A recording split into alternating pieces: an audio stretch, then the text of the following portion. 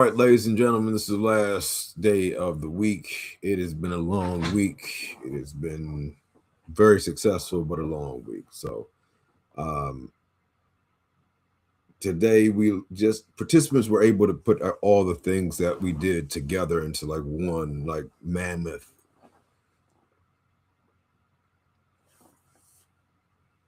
experimental thing. I don't know if I have to. You're muted.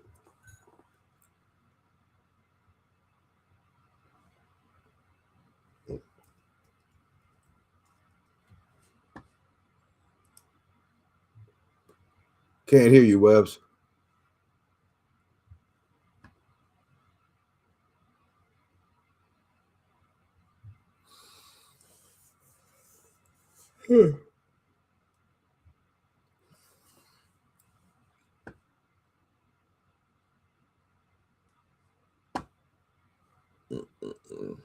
Should have did a sound check before we started. It's all good. What we did was kind of allow participants to explore all of the things that they did the entire week through just application, and what would it look like to do everything during the that we did this week. What does it look like to apply that to their classroom in a real sense? And so that was pretty harrowing. We started off with allowing them the opportunity to uh, see the application of. Um, there she goes. Yes, No. yes, we can hear you. For whatever reason, my mic of choice was not showing up at all. I had to leave and come back. So all good. I was just about to go into the three things, and then you can kind of go into what you were going to say.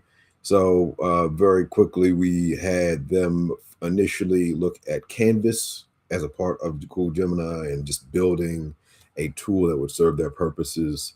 And then, like, what that tool looked like, kind of a dream session for us, even for us laymen, a hackathonish type situation where they thought of something they could build. And then we moved into looking at Pomeli, which is the one of the Google Lab experiments currently on right now, and playing around with the brand settings there with their operating system. And then finally, they went and explored kind of designing for a guest teacher, which was the genesis of this entire process in lots of ways. And making sure the operating system could be applied by someone who wasn't them. All right, Webbs, go ahead and say what you were going to say. Well, one was not Canvas as in Instructure Canvas, but Canvas as in the Canvas like tool output tool that's in Google Gemini. I was saying it wasn't a random assortment of things. Like everything kind of built toward, hey, you're starting school in a couple of weeks. What could you build now that would prepare you and get kind of ahead of the game of school starting in a couple of weeks so that you're not scrambling once you go back on your professional development days to try and, get things ready. Mm, Yeah. absolutely. I mean, we did talk some Canvas today. We did look at Canvas and some Instructure Canvas, not structure Canvas. We talked yeah. about Google Gemini and the Canvas functionality there, but also in structured Canvas as well. For those who are unaware, uh, locally, turn my do not disturb on. That'd be wonderful. The Clark County School District is going to the use of Google Classroom next school year. And one of the things we kind of explored today was each of our participants who were high school participants were asked to use Canvas. But of course, Google Gemini does not default to creating content in Canvas, which again could be a great thing. It could be, not so great, but it does default to creating drafts in Google Classroom. So that is a thing. Uh, Overall, what were takeaways from the week, Webs? Oh, I think one of the biggest ones is it really just confirmed um, that the teacher is the master of their context. Yeah. So while what we bring is, hey, here's a structure, here's a system that you can use for your classroom, Mhm. ultimately the teacher is the one who best knows their students, their room, their grade, their content specialty. Mhm. And so it really is a partnership between, hey, we're teaching you how to build this system, but really you have to know yourself and your context well enough in order to make the system effective, an effective reflection of your situation. Absolutely. I think also the beauty of this particular concept is that while you're using the same steps, your system is going to be individualized. That everyone in the room was led from Monday on, and yet they had a system that operates according to the rules and the philosophy of their particular place. And that was really cool. That was like a very cool thing to see. Uh, in addition, we dropped a lot of different tools. We had a lot of great conversations. What was your favorite conversation that was had this week? I really appreciated that we kept coming back to philosophy, Uh, right? Not necessarily that we were directing the conversation there, but questions kept coming up that really anchor themselves into pedagogical philosophy, like how you interact with your students, um, how the environment you create for them it can be one where they flourish or not, and why. We got into a lot of deep, heavy stuff, which was also really cool, in addition to kind of hitting all the goals that we had for the week so that they had the tools that they needed. I've noticed now that we've heard a few different times at PD sessions that um, there's a certain density to the information that we provide, in that, like, how do I keep track of all of this? How do I we were talking about, throughout the week we give them tools for different situations, and making sure that you're not using the tool for tool's sake, but just aware of it and have a mental bookmark that it exists, so that when the time arises and you are ready for it or you need it for something, you're like, that's right. I can use Pomeli. I can use Padlet. I can use I'm trying to think of another one. 1, 2, 3 apps. Like, you have these things in your back pocket so that you can reach for them when you need them. What was your favorite conversation? uh, just the it wasn't a favorite conversation. I guess the interaction between kind of the we had some seasoned in terms of chronological age participants that were younger teachers, and then we had a younger teacher who was chronological terms of teaching experience, had more teaching experience than some of the older participants, and then we had a a grizzled veteran that was really there. It was just the opportunity to be in a room with that diverse of a experience scale, both teaching experience and chronological experience, and then have them interact in a harmonious way. That was kind of cool, and it reinforced the keeping the professional learning intimate rather than 500 people trying to figure out how to do something. It was really easy to go, and if someone had a question, walk over and really one-on-one help them out, rather than trying to figure out, whether someone had a legitimate concern but was too afraid to raise their hand and draw it. Like, we by the end of the week, we were really comfortable with one another, I guess, and I think that was cool, especially given that we didn't do any icebreakers. There was no there was no forced interaction between folks. Can't hear you. Can't hear you. Helps if I come off mute. One of the rules that we have started to explicitly lay out that I think has always been part of our philosophy is we don't force sharing. If you want to share the content that you build, the things that you have on your screen, the things that you write on your paper, you are free to share. But we absolutely will not put people on the spot to share. Yeah. And I think that's important because especially when you're talking about a group of people who doesn't know each other in pretty much for the most part, when you have that expectation violation of, hey, we're going to jump right to something super intimate. I think that's why a lot of people don't like icebreakers, because it always tends to be that two truths and a lie. Like, hey, share something personal about yourself with this group of strangers. Like, there are like some people are fine with that. There are a lot of people that are not comfortable with that level of disclosure, like right out of the gate. I think that's why a lot of people hate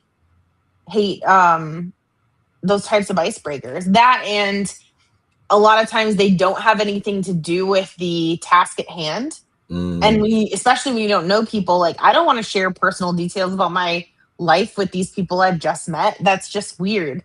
And yet, like that's a oft reached for approach to develop camaraderie. When like if you focus on the task that you're working on together, that's an appropriate level of expectation, and it builds the same thing, because by the end, like they were sharing their work with one another. Like, oh, hey, check out what I did. Oh, can I see what you did? But it was appropriate at that point because we had spent enough time together. Yeah, but I think in what you said, there lies the truth to why you have to do icebreakers, though, right? People are trying to rush to the end. And I've got 45 minutes to do a thing. Hey, how can I very quickly get these people to get to know one another in order to do this thing, right? And so that's another reason why one of my concerns is it is fun to do PD during the summer because it's laid back, it's less immediate. And so the stresses of I've got to go to teach this thing tomorrow, those things are alleviated. The further you get into a school year rather, the more dire the time commitment is, and therefore the level of stress increases, right? And so also just the existing stressors. Like we did a PD one time right on the day before spring break. We will never do that again. That's just the worst time. It's the worst time to schedule a professional development day. You're talking about people are just wanting to go on break. Like they're not in the mood. They're not in the right headspace for it at all. So yeah, that matters. I think that makes a big difference. So if you're an administrator planning PD days, don't schedule a PD day right before break. Or at least don't expect to get anything meaningful out of it. Well, the other weird thing is that I guess we did have more participants when we did it a week out after school than 2 weeks before school, which seems counterintuitive to me. But we got the feedback this time around too. Oh, I wish I had this at the end of the school year. Yeah, but that's interesting. Yeah, the feedback is counterintuitive to me, I guess, agreed. But yeah, I mean, talk a little bit because you had them do the feedback thing in the beginning of the session today. Did you get to look at anything? Did anyone put anything that was? I haven't. No, I haven't looked at it. Yeah. I'm extremely interested in terms of what kind of feedback people left, given that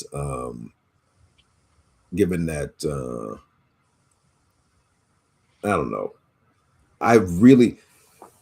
If I had an opportunity to, let me say that I never planned in the middle of June. June was pretty much like decompress.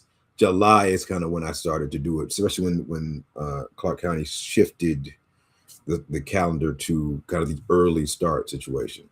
So I would have loved to have this in the middle of July as almost a temperature check type situation, because I don't think that I in June would have had you're coming off fast and furious at the end of the school year. You're exhausted. You've got, you're going to wherever you're going to go, and being thrown here's an operating system for your classroom that might not have gone as well. Like I wouldn't have been as motivated.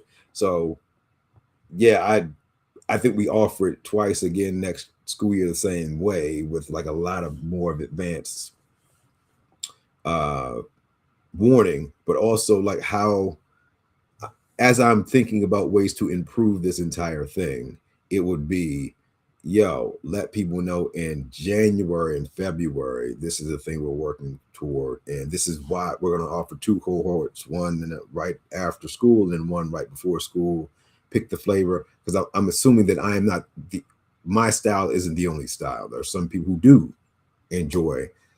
I'm thinking about something right now. I'm leaving hot off the presses, and it might be good to have that planning opportunity. Yeah, I think that's a really good point.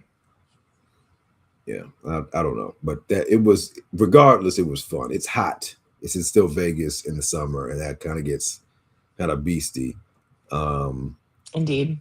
But meeting new people, as much as I don't know that when you tell people that you're an introvert and they're like, not you, and you're like, yeah, absolutely, fam. Absolutely. Like, I am not somebody who's gonna go out there and do stuff. And the amount of energy, and this is for teachers out there listening, the amount of energy your introverted or ultraverted students have to expend in order to do stuff publicly and socially, just be very respectful of that energy, because I mean it's a lot to ask. And then like I think it's also, and you can speak to this as a learning sciences person, like thinking about group creation and collaboration systems in your classroom, and like just asking the question, do you know if you're introvert or ultravert or extrovert, and kind of being very respectful of those designations. Yeah, I think that was kind of another theme of this week, right? Not only knowing your teaching context, but knowing yourself and getting your learners to understand themselves as much as possible. Because you can't know how you learn best and how you function best if you don't do the internal work of reflecting on the things that do work well for you and the things that don't, and recognizing how that shows up in your nervous system. Even circadian rhythms, the sleep patterns for folks. I imagine it was harder for you to be up early this week when it's not normally your thing, whereas I'm usually up like super early. So for me, this was like, ooh, late start. Well, I end up like adding extra stress to, I can't be late. I can't be late. Make sure you like set 17 alarms, make sure you get up and whatnot. So you end up getting up earlier than you need to, and then that really messes up everything. But yeah, I get you. I get you. In terms of the next iteration of this particular concept, what could you see being added or removed to experiment with what this thing looks like? Well, I mean, we made some adjustments this time, and we got some good feedback too about like what might a single longer day of this look like if we broke it up into a morning and afternoon. We condensed it down. I think the risk will always be that whole, we don't want to move so far into the like assembly line model that we lose some of what happens by going at a sort of slow medium pace. I think we offer a lot of information in a dense fashion, but there's still a certain cadence to it that allows people for time for processing, time for experimentation, time for like digging around in a tool and trying to figure out how it works without too much pressure. And I think from our long history of doing professional development, that's one of the things that we've learned to do pretty well. Because I know early on we would try to fit in a lot of things and people get frustrated because they didn't have time to actually explore a tool. And so that is one thing I really like about doing this over 5 days, 3 hours a day, is it gives that time to work, to like dig into the tools and not feel rushed. And I think that brings the temperature down in terms of the stress on the brain trying to learn, especially a lot of new information. Um, One of the things I've been thinking about this week is who is this not for? Like, who is not in a place? Yeah, I'm not saying that these folks would never want to participate in this, but who, like the group that we had this week and the group that we had last time, were really enthusiastic, really excited about it, really enjoyed it, and gave us really good feedback at the end. But it has made me wonder: is it okay to find and acknowledge that maybe there are folks who are not yet at a place where this would be for them? Because, like I said, we had a lot of really deep philosophical conversations too, because there's so much of this is, I kept saying all week, like, identity is engagement. And if you're not reflecting on what your identity is as a teacher, how you show up in the classroom, then this likely won't work well for you. You're going to end up with that sort of vanilla mirror of just the generic. So I was thinking about that a lot, is when we're sharing this with people, how could we make it more clear? Hey, if this is not where you are in your professional journey, this PD may not be for you. See, first of all, I respect what you said very, very much, and I think that's a very valid perspective to have. But as I was listening to you speak, I was like, I'm trying to think of who wouldn't, having an opportunity to sit back and say, this is how my learning environment functions because of who I am, and then operationalizing that to simplify the way that you do what you do in your learning environment. I think the beauty of this particular system is that we are not talking about, we're not forcing anything on you, the adult human who runs the learning environment. You are volunteering information that we will never see. We didn't see anybody's operating system. We didn't go through anybody's stuff to find. It's like a diary, right? It's between you and you. Whatever we in Google, but Google has your information anyway. But whatever you said was true was true. You could have said you're the greatest teacher in the world and you never have any problems, and you build built sandcastles in the sky and stuff like, and that's the truth. But I'm not thinking about that though. I'm thinking about for the teacher who does their initial source code document, okay, builds out their branding kit, their architecture situation, builds out their, and I mean, it's possible.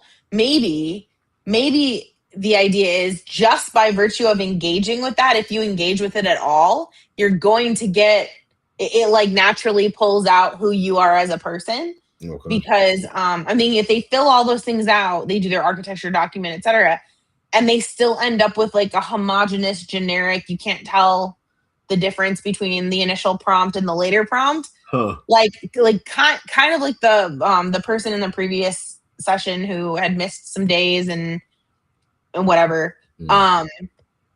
Was like, well, why is mine still sort of generic? Like that, seeing more of that would be interesting. Like if someone were to engage and get that, feel like it's a generic output, and not be open to the idea that, there's something that I need to change about the information I'm providing, or there's something I need to change about. Yeah, okay.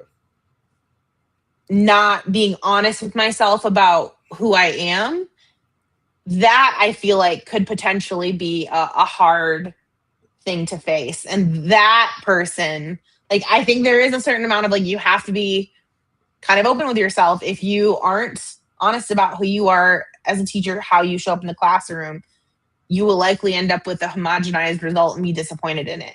And that's not necessarily like we say, it's a mirror. So, and I would sometimes say that mirror is hard to look into. And I would say that we have a small sample size, of course, but I don't recall anyone ever. It was almost fun when people were doing that deep dive into, but who am I doing the thing that I say that I do? The first session, we had people thinking about that all. Yeah, the first session is, yeah. Second session, we still had we had one participant in particular who is a second year teacher who was talking about like reconciling the corporate you to how she has to teach the thing and what that looks like. So I'm assuming there are humans who do not have that desire to look into the abyss, but I think that most of the teachers, I think if they're in my personal sphere, wouldn't have a problem with it. And these are, to your particular point at the beginning with the not doing the icebreaker thing.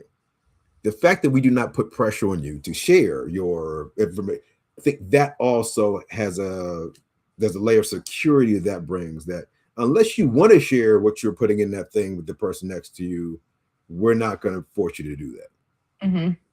And that's true. That probably helps with a certain level of disclosure. And I think the questions too, the way that the questions for the source code document and the architecture document are asked, like, and the questions that, not just the way that they're asked, but the questions themselves, I think elicits a level of sort of playful getting to know yourself that doesn't feel super pressure filled.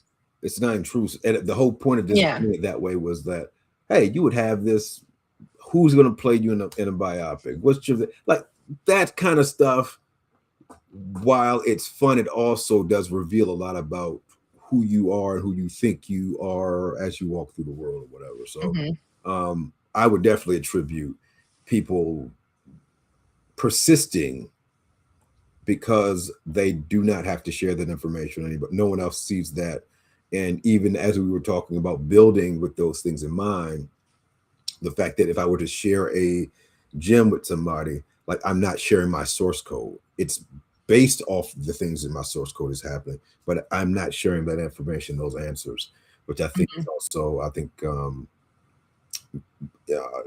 just helpful for people to know, okay, cool, the thing that I have here is my thing.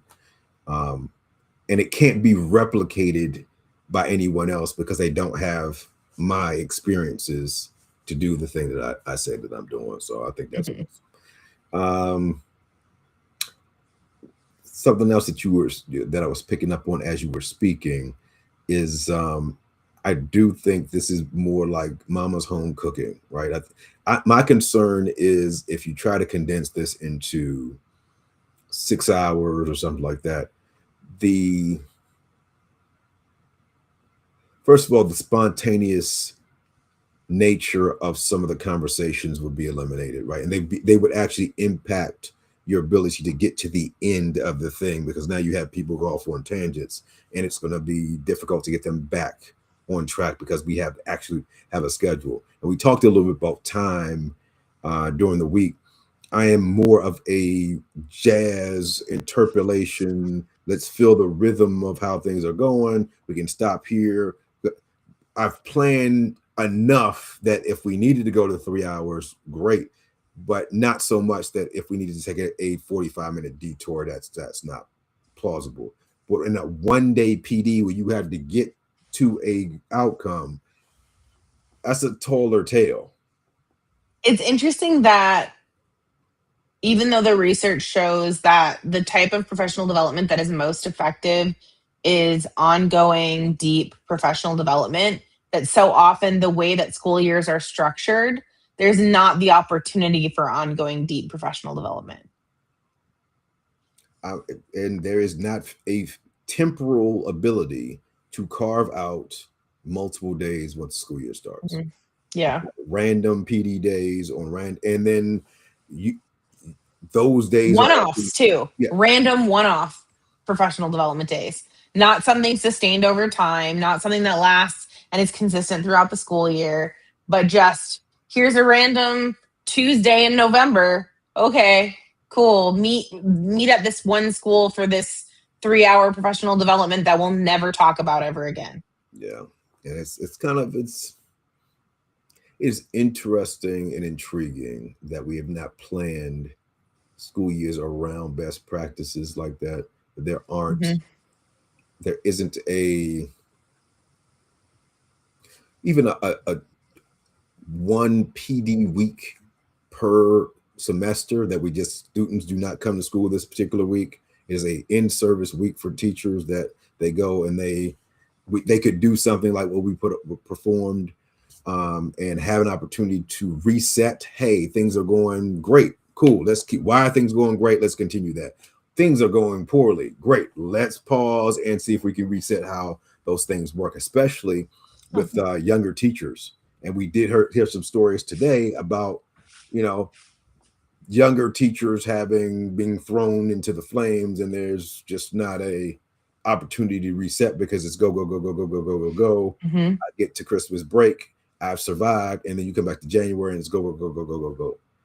And you're looking forward to spring break, and then it's go go go go go, and then you're looking forward to go to summer, and then it starts all the way over again.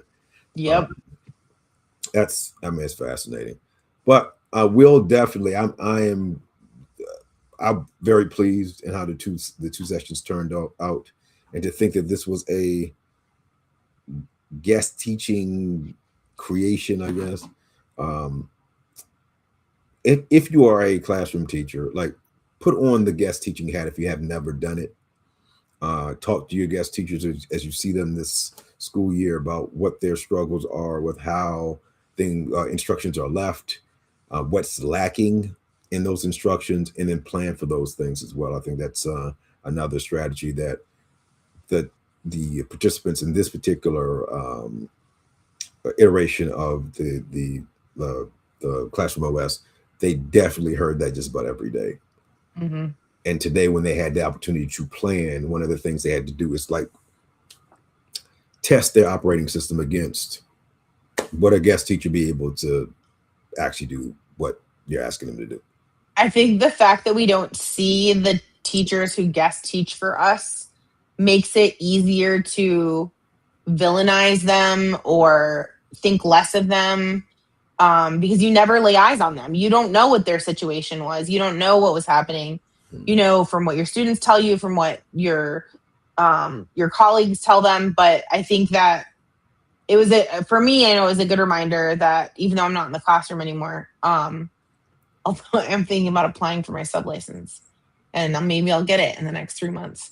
Um, it did make me think about how, because we don't actually lay eyes on them, it can be really easy to um, treat them like an other instead of someone who is a guest teacher in your classroom, or think that because they don't have in you are the exception. I think most guest teachers are people that do not have any sort of educational background. Mm. And so there's this like hierarchy that happens, right? Like, oh, you're not even a real teacher. But they are stepping into some really big shoes with very little preparation.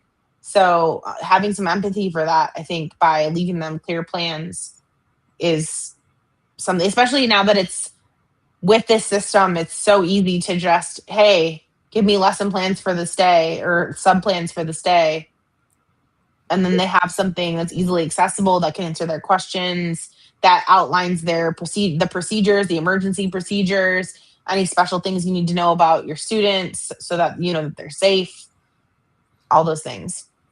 Yeah, I mean, I think I always try to treat my guest teachers right, as a classroom teacher, but I think the experience that I had this school year, for the most part, totally positive. Like, there was lots of awesome meeting with other teachers and kids and this and that and whatever, but also a situation in which that guest teacher is doing you a service, right?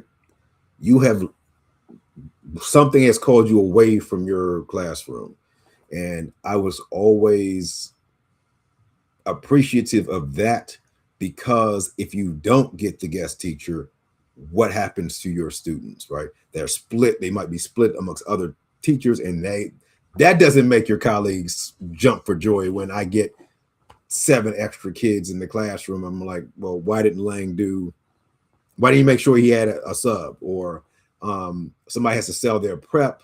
When I was in middle school, I hated that. Or someone, you are voluntold to cover somebody's class. Like, I don't even want to sell my prep. I want to go and have my prep today. Nope, really need you today, Mr. Lang. And you're going in there and there's no lesson plan, or there's, let them read a book. You know, oh yeah, okay, that's going to work.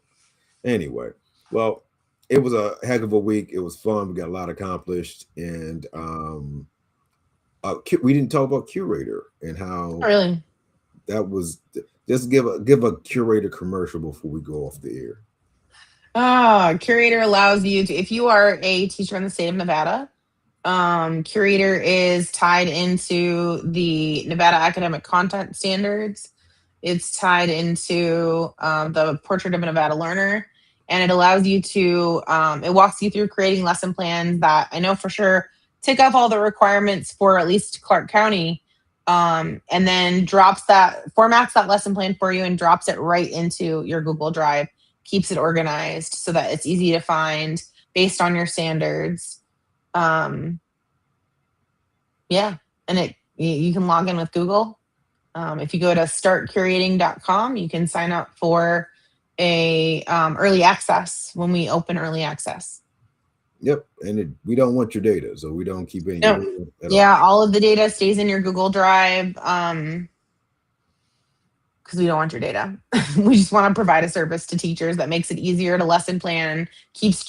Curator does read from a Google sheet that it creates in your Drive to keep track of your standards in each class that you take. So you know how many times you've hit each standard, keeps track of your portrait lenses and how many times you've hit each portrait lens, keeps track of things like the things that your students are listening to, are reading, are interested in, that can help you then inform how you connect with them when you're doing your lesson planning. So awesome tool, especially if you don't have a lesson planning system. It's a tool that we're providing for that, and you will hear a lot more about Curator over the coming year. Mm-hmm. So it's been a blast this week. I'm going to go and take a nap because I am exhausted. Yeah, and it's Friday. It doesn't feel like a Friday. It does not feel like a Friday to me. Okay. It feels like, yeah, like it doesn't. I'm usually not this tired on Fridays, so it's just it doesn't feel like a Friday to me. Anyway, busy week. All right. Indeed, we'll catch you when we catch you. Bye.